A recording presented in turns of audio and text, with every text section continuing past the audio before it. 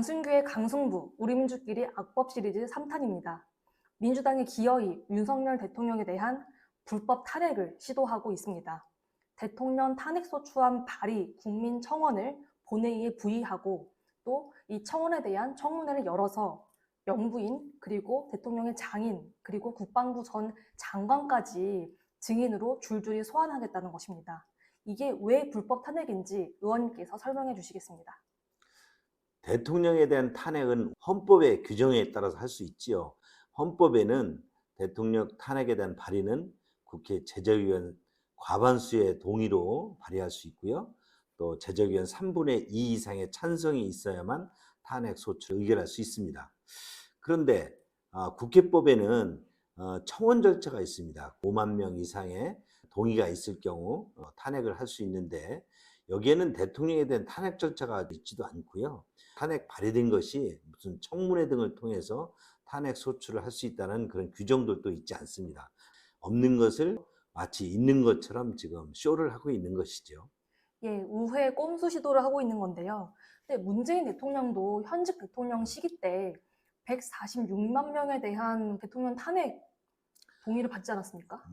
지금 우리 정치가 팬덤 정치 등으로 극단적인 지지자들에 의해서 이렇게 탄핵을 통해서 뭔가 여론을 조작할 수 있지요. 당시에도 문재인 대통령의 탄핵 청원이 발의가 됐고 동의가 있었습니다. 그러나 국회법에 따라서 이렇게 대통령에 대한 탄핵 동의가 절차가 있었다 하더라도 이런 부분 등이 국회법에 규정이 돼 있지 않기 때문에 그 당시에는 이에 대해서 진행도 되지도 않았고요. 국민의힘 등에서 이에 대해서 문제 제기도 하지 않았습니다. 그러나 민주당은 지금 또 있지도 않은 그런 국회법 규정도 돼 있지 않은 것 등을 시도하고 있는 것이죠.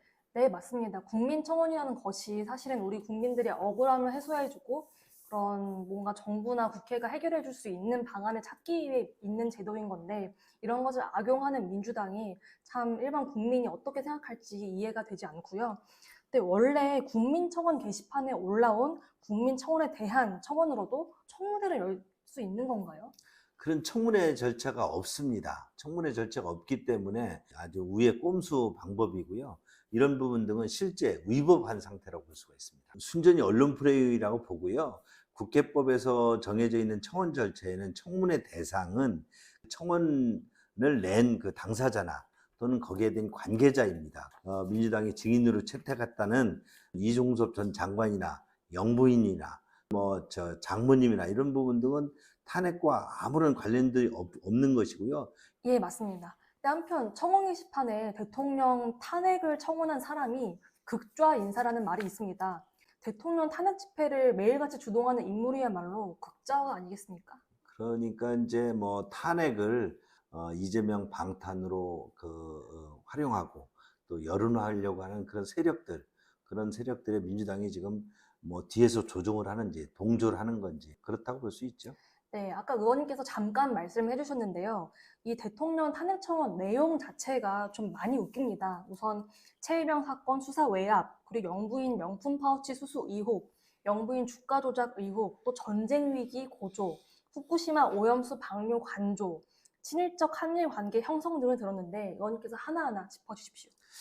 최병 사망 사건의 수사 외압이라는 것은 공수처에서 수사하고 있는 만큼 수사 중인 사건은 청원 대상이 될 수 없습니다. 당연하지요. 그 청원을 해서 뭔가 수사에 영향을 끼칠 수 있기 때문에 또 영부인의 주가 조작 의혹 등은 이런 부분 대통령과 관계도 없는 결혼 전의 사건이고요. 전쟁 위기 고주다.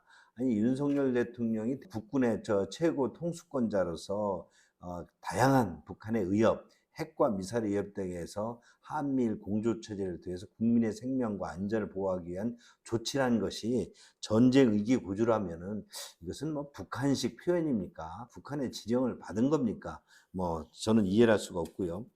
후쿠시마 처리수 관련해서도 이 조치 등으로 인해서 그동안 민주당의 문재인 정부의 우리 어민들만 피해를 본 사건이고요. 실제 원만히 해결되면서 한미일의 공조체제가 강화될 수 있었고 한일 관계가 개선되었지 않습니까? 외교라든지 국방 그리고 경제적인 측면에서 한일 양국이 여러 가지 도움을 서로 좀 받고 있는 거 아니겠습니까?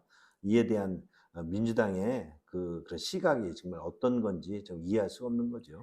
예, 또 최근에 나온 한국일보 여론조사에 따르면은 20대에 90%, 92%에 달하는 친구들이 한미일 공조 필요하다라고 응답을 했다고 합니다. 정말 이 민주당이 반일 주창가를 그만 불렀으면 좋겠다는 말씀 드리고 싶습니다.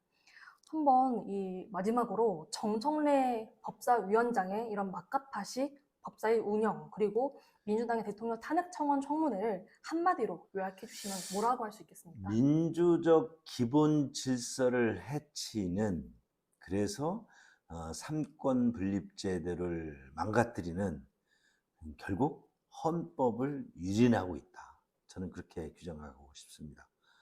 대통령이 위법을 저질러서 탄핵 청원을 한다는 사람들이 이 탄핵 절차 혹은 뭐 탄핵 청문회 이런 법에도 없는 것들을 만들어가지고 위법적인 절차로 탄핵을 하겠다는 거 아닙니까? 이것이야말로 저는 대단한 블랙 코미디라고 생각을 합니다. 그렇습니다. 정청래 위원장의 행태는 헌법 유린이다. 이렇게 규정하고 있습니다.